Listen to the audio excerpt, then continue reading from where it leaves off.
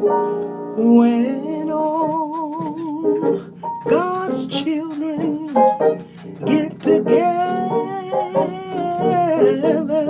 oh, what a time, what a time, what a time. I'm gonna sit down by the bank of the river. Oh, what a time, what a time, what a time.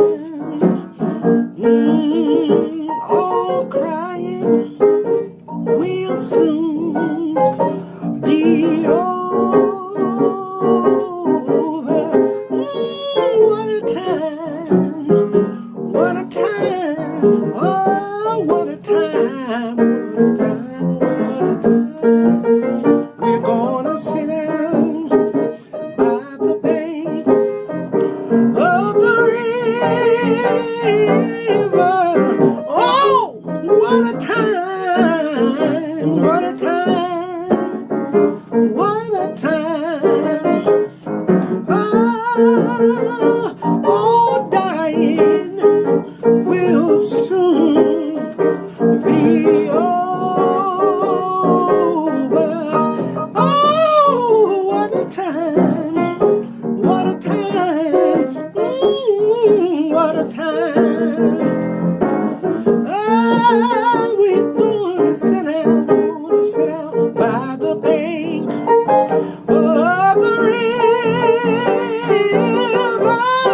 Oh, what a time, what a time, what a time.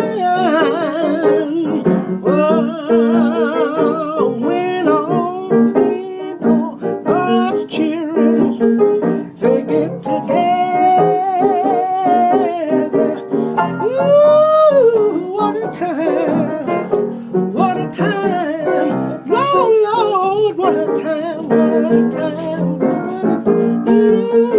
We're gonna sit down, gonna sit down, gonna sit down, gonna sit down, gonna sit down. No more crying, sure gonna sit down. No more dying, sure gonna sit down. No more sickness, sure gonna sit down. Rest from my labor, I'm sure gonna sit down. Oh, I'm gonna sit down, sure gonna sit down by the bank of the river. Ooh, what a time, what a time, what a time, what a time, what a time.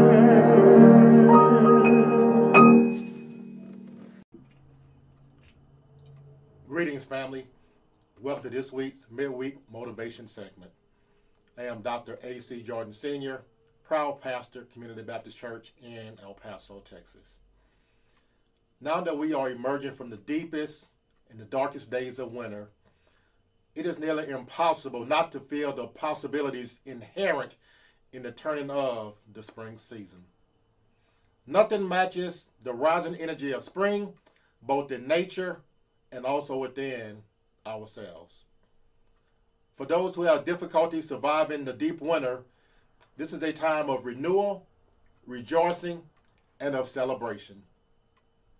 Maybe our lives begin to feel less off kilter and more aligned with what we wish and hope that it would be. And it's not always that things are so different, but often it's our perspective that changes. So just for a few moments on today, I want to motivate you to renew your mind with a mental spring cleaning. Renew your mind with a mental spring cleaning. Spring is the season for new beginnings. It's a time to renew and to recharge.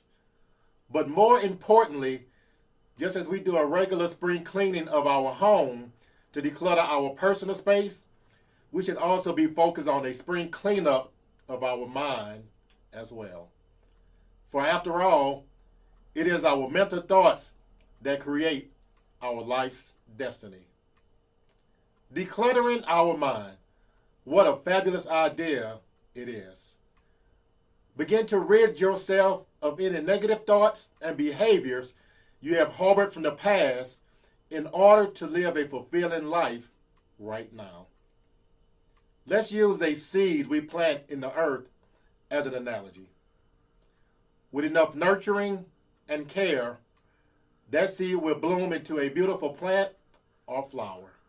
However, at the same time, if you're not taking care of it, weeds will begin to grow and the plant will die off and wither away from a lack of attention. What I do know for a fact is that thoughts are things. I'm going to say it again. Thoughts are things. When you plant positive thoughts into your magnificent mind, you will create positive outcomes.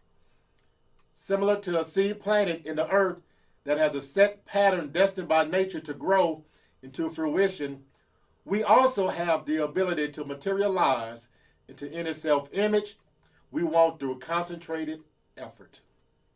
So like the seed, if your thought is planted, nurtured, and cared for, those focused thoughts will manifest into physical reality. Just like the miracle of tulip bulbs that quietly grow beneath the earth's surface, popping up through the cold, wintry ground, they manifest into a beautiful flower. Well, my brothers and my sisters, my family, we can do the very same thing with a proper mindset. We all have the ability to pull negative weeds from our minds, to replace negative habits by cultivating a new, vibrant idea so that you can begin again. To become a recharged, brand new version of ourselves just by sweeping out a bit of clutter and doing a spring cleaning. Here are a few tips that have worked for me, and I pray that they will also work for you. First, declutter your space. When the space around you is clear and void of all clutter, you can become better organized to start working on yourself. So begin to remove old limiting beliefs and emotional baggage you have carried around with you to become the new and improved person you have always dreamt of becoming. Brothers and sisters, make a commitment and take action. Secondly, build a solid foundation. Brand new seeds or positive ideas will have a difficult time being nurtured until you remove the negative habits and the foundation from the past. Thirdly, enjoy life. Be mindful of your thinking patterns by heightening your awareness to only focus on those positive thoughts. Ask yourself, are you living a life you really want? And if not, why not? Visualize the goals you want to achieve and release the self-doubts and fears that may be holding you back. Lastly, start afresh. If you take time out for yourself to relax, you can set new goals that you would truly like to achieve. Ask yourself, what are the steps to get you there? Remember, there are always going to be steps. It's always going to be a process. But in the end, the beauty that comes from the process is why we go through it. So even when you are going through, you can still praise him. Because we know that we are going to get there. It may not be there yet, but if we just keep on keeping on, we will surely make it there.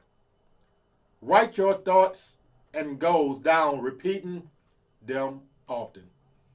Remember, the Bible tells us to make a vision. We got to write it. We got to make it plain. Plan to create a stimulating morning routine for yourself even if short and simple. Begin your day with positive affirmations. Begin your day by thanking God for allowing you to see a new day. Begin that day by saying that you know great things are going to happen to you that day, and start on that positive note and watch how great your day will be. Let the springtime immerse you with inspirational energy and with new life. And as I close out on this segment, I want to leave you with this quote. You must prune in order to bloom.